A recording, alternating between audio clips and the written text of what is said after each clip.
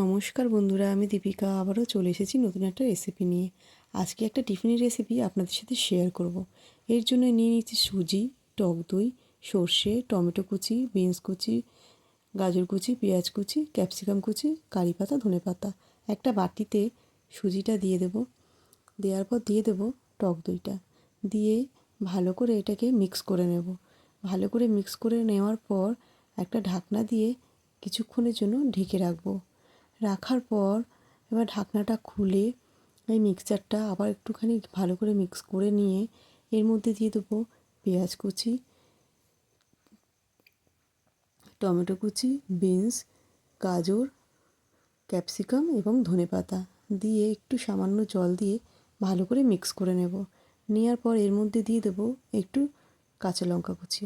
এটা আপনারা দিতে পারেন, নাও দিতে পারেন, আমি একটু দিলাম। দেওয়ার পর আবারও ঢেকে রাখবো।